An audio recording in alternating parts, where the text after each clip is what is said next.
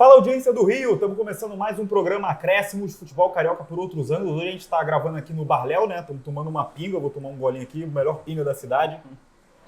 Aqui no Barléu, localizado no centro do Rio. No programa de hoje a gente vai falar muito sobre os resultados, bons resultados dos times cariocas na rodada, né? Com exceção do Fluminense que perdeu para o Galo no sábado. Botafogo, Vasco e Flamengo venceram na rodada, representando bem aí o Rio de Janeiro.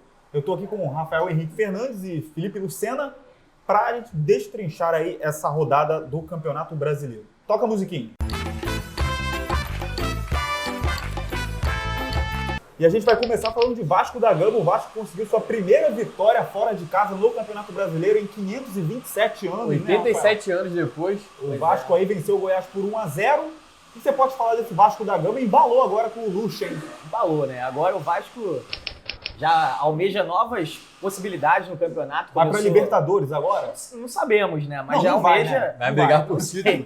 Mas você tá dizendo que não vai, mas a torcida tá começando a acreditar, né? A torcida é vai sair, tá esperançosa. saindo da zona da confusão ali, como o Luxemburgo gosta de definir.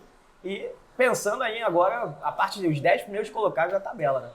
Mas uma boa e importante vitória do Vasco ontem contra o Goiás lá. A time do Goiás é ruim também, né? O time do Goiás tomou 6 do Flamengo, tomou 6 do mas Santos. estava ali São brigando no grandes meio da times, tabela mas, né? e da parte de cima um pouco, né? No início do campeonato. Agora é que tá começando a cair de rendimento.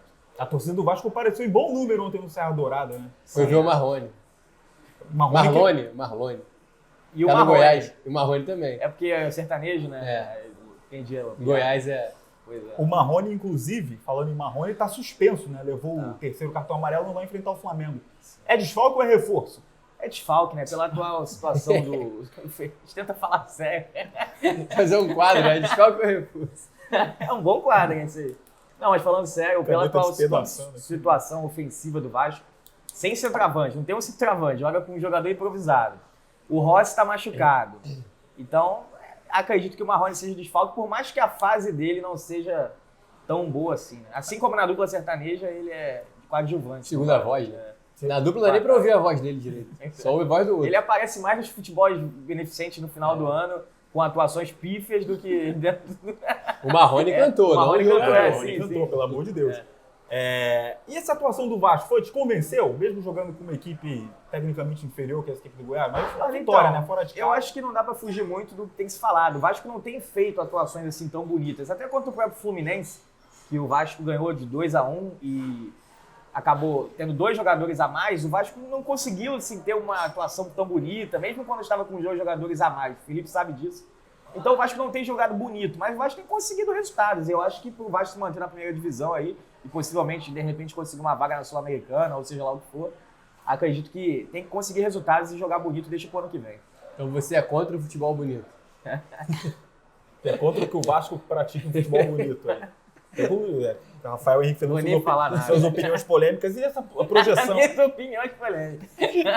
da projeção aí do Vasco e Flamengo no próximo sábado às 19 horas. O jogo vai ser em Brasília, né? Vai ser em Brasília. Manda do Vasco.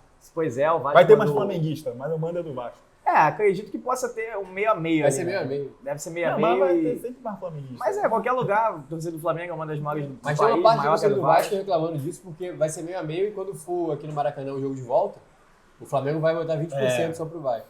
Não sabemos, pode ser que tenha um acordo entre os É, clubes. pode ser que haja um acordo, mas a tendência era essa, se fosse São Januário, ficar com 20%. Não, sim, se fosse São Januário, sim, mas como foi mandado o jogo pra Brasília... Tem uma parte da torcida do Vasco preocupada com isso, de dividir o mando de campo lá, a quantidade de torcedores, e aqui tem essa desvantagem de só ter 20%. A última vez que o Vasco enfrentou o Flamengo em São Januário foi aquele fatídico jogo de 2017 que deu aquela briga toda.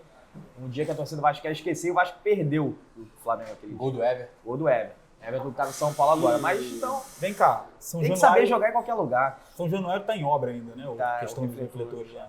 Demorando, né? Pois é. Tá não? Certo, o que você acha? Pois é, o Vasco já até ligou as luzes no campeonato e O Vasco até já ainda saiu não. da lanterna. Pois né? é. Não sei nem se teve algum momento. Eu li que esse refletor ele é super econômico, né? Não é daquele tipo que liga, de refletor de estádio clássico, liga, espera esquentar para poder funcionar. Ele já funciona na hora e gasta isso é muito bom. menos. Ele economiza mais, é Bom, uma lâmpada então, especial. se for isso aí, que demora o tempo que for mesmo para o Vasco da Gama poder economizar um dinheirinho aí. Bom, vamos falar então do Botafogo. O Botafogo venceu também na rodada, venceu o Atlético Paranaense por 2-1, venceu de virada, no jogo com polêmica de VAR, polêmica de arbitragem. vocês podem falar desse Botafogo aí que consegue mais uma vitória, tinha vencido o Avaí no final de semana passado, jogo fora de casa, e agora consegue mais uma vitória, placou 2 seguidas aí, vai enfrentar o Corinthians, que historicamente o Botafogo consegue bons resultados quando joga contra o Corinthians.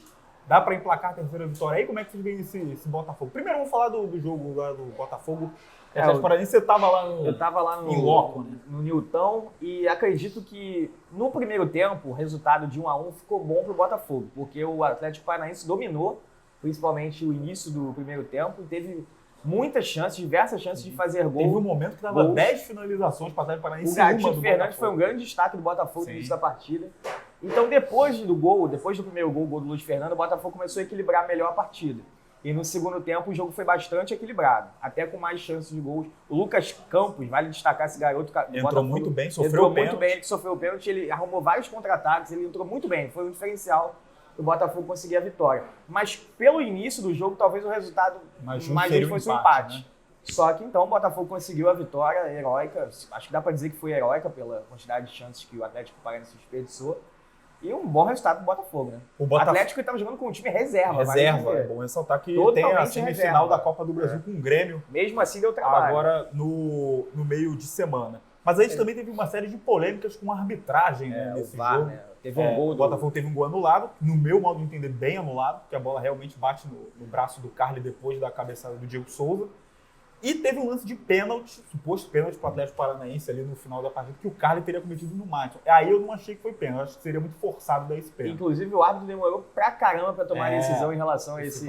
Essa questão do VAR é interessante porque esse final de semana começou o campeonato inglês, né, a Premier League, e eles adotaram também o VAR, né, eles já estavam fazendo uma série de testes, inclusive estava funcionando em off o VAR, né, nos jogos da última temporada, e começou agora, e o saldo foi super positivo, né, não teve nenhuma, foi super rápido. Tiveram várias polêmicas também em alguns jogos do Manchester City com o West Ham. Foi super rápido, assim, a primeira vez que os caras estão usando de verdade, que eles colocaram em prática. Mas é justamente por isso, eles não quiseram usar no primeiro momento, para poder para ver todas as cagadas que o pessoal ia fazer primeiro. Saber como fazer, e agora estão fazendo bem melhor do que todo mundo já fez até o momento. Né? Pois é. Aqui no Brasil não teve nenhum período de off, assim, já foi, vamos fazer ano que vem, vai ser... A própria FIFA também, né, na Copa do Mundo, já chegou utilizando na última Copa do Mundo também, sem nenhum teste grande. Fazer um cursinho com os árbitros ali, testar o equipamento, não é testar na prática. Ele devia testar em campeonatos menores primeiro. O Brasil se equivocou nisso. E a Inglaterra está fazendo bem feito e certamente vai melhorar a qualidade do VAR, vai virar referência. Tomara que ela consiga... Como quase tudo no futebol inglês vai virar referência. Tomara que consiga elevar a qualidade do VAR, né? Resolve os problemas que dê um exemplo para que todos possam seguir. Inclusive aqui no Brasil, que todo jogo é uma polêmica, demora para resolver.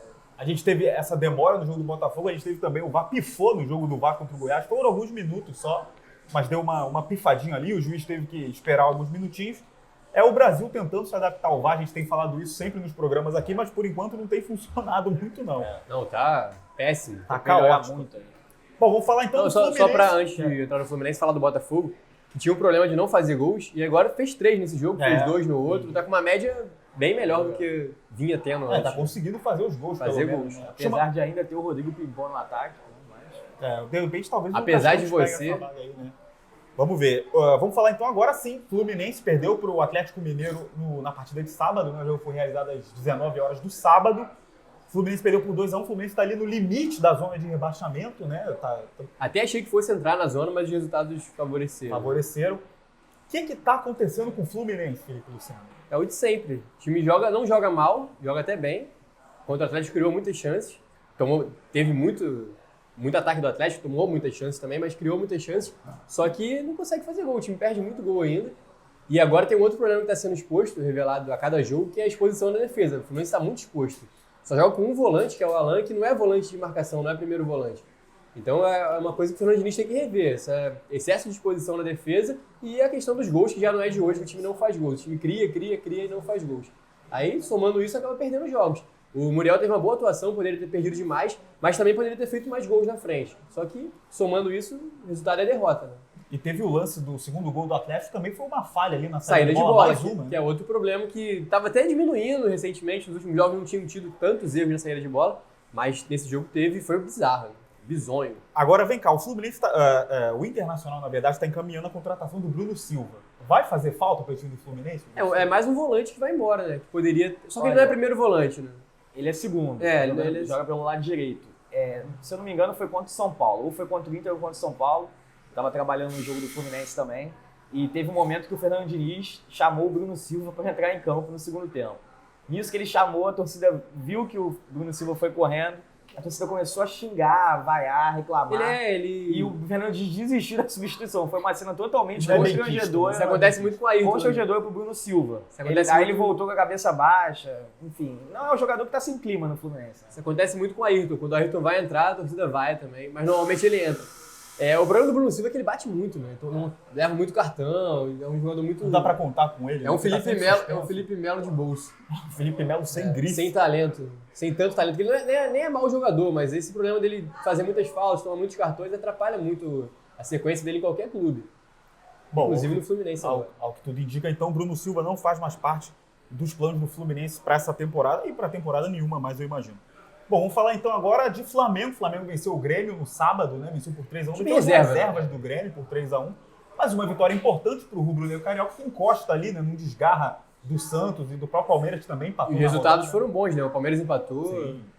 Se deu bem. O Santos perdeu, né? O Santos perdeu, o Palmeiras empatou. O Flamengo acabou se dando bem mais por isso do que pelo próprio resultado que fez. A gente teve no Maracanã uma situação boa pro Flamengo, que foi os olheiros da seleção, alguns olheiros da seleção ali, a serviço do técnico Tite, estavam de olho no Everton Ribeiro, né? Foi só olhar o Everton Ribeiro mesmo? A princípio, sim. A informação que a gente tem foram olhar o Everton Ribeiro. Léo Moura estava jogando. Por que não foram olhar o Léo Moura? Léo Moura é muito pra seleção de Master, né? Aí não dá mais pro Léo Moura. Mas estava observando o Everton Ribeiro, que teve uma boa atuação também, né?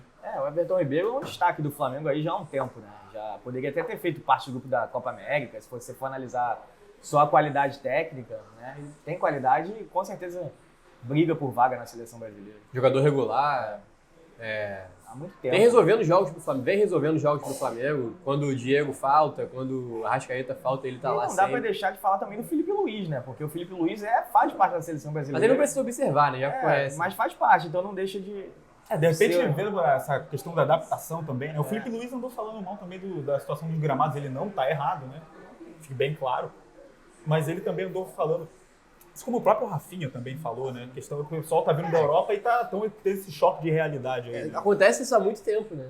Não é de hoje. Os jogadores vêm da Europa e eles sentem a diferença. O gramado aqui é muito pior do que o de lá, muito inferior. Então, é normal o cara reclamar, o cara sentir a diferença. Depois se adapta também. O Flamengo tem o próximo jogo, como a gente já adiantou, vai enfrentar o Vasco, clássico aí dos milhões. E o jogo vai ser em Brasília, mando de campo do Vasco, por conta das obras nos refletores em São Januário. Vamos falar aqui rapidamente, para a gente encerrar o noticiário de Flamengo, falando da audiência de conciliação entre o Flamengo e o Ministério Público do Trabalho sobre o incêndio do Ninho do Urubu, que terminou mais uma vez, é uma história que já vem se arrastando aí, sem acordo. 6 meses já, né? 6 meses, já passou da hora de resolver isso. Situação desconfortável para o clube, para as pessoas, principalmente para as famílias que estão sofrendo até hoje. Tiveram vítimas, né? As famílias que sofrem até hoje. Exposição, constrangimento desnecessário para as famílias. Tem que resolver isso logo, porque não é bom para ninguém isso. Bom, uma nova audiência com a presença da Procuradoria e Defensoria do Estado está marcada para o próximo dia 29. E segundo o Múcio Borges, né, que é o juiz que conduziu essa primeira audiência que terminou sem acordo, ele disse, abre aspas, são vários entraves, fecha aspas. Enfim, a gente não sabe exatamente... São vários entraves, mas já são vários meses também para resolver. Sim, pela quantidade de meses, de tempo que já passou, esses entraves já deveriam ter sido resolvidos. No caso desse tamanho, com tanto tempo, já 6 meses, já estava na hora de resolver os entraves. É isso, companheiros. Estamos encerrando mais um Acréscimos aqui. Vocês querem falar alguma coisa sobre o fim de semana? Como é que foi o dia dos pais de vocês? Foi legal. Teve um sustinho, mas nada que... Tá tudo bem com o seu filho? Tá tudo bem, né? E o seu, Felipe? Foi tudo ok? Tudo legal. O seu dia ou o seu filho? Não, seu final de semana? Tudo certo. Ah, tá. Sem sustinho. É isso, pessoal. Vamos encerrando mais um programa Acréscimos Futebol Carioca por Outros Ângulos aqui no Diário do Rio. A gente se vê na semana que vem falando tudo sobre a rodada do Campeonato Brasileiro. A gente espera que os 4 times do Rio consigam vencer dessa vez. Não vai dar, porque tem Vasco e Flamengo. Não vai dar. Pois Se empatar, que nenhum perca. Um empate que fique bom ali pra todo mundo, tá bom? O Flamengo não vai gostar de empatar com o Vasco, eu acho, né? Mas você acha? Desregostância? Eu acho que é clássica, né? E vice-versa. Faz sentido isso aí que você falou. Bom, encerrando o programa Acréscimos, a gente volta na semana que vem. Valeu, galera. Um abraço.